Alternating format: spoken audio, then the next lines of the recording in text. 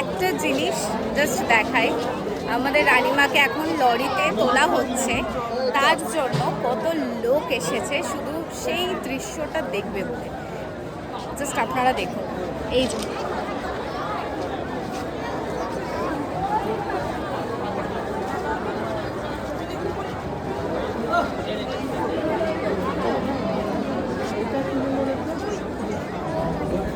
এত লোক শুধু এই দৃশ্যর সাক্ষী হবে বলে। এটাই আমাদের রানীমার ক্রেজ, রানীমার প্রতি সকলের ভালোবাসা।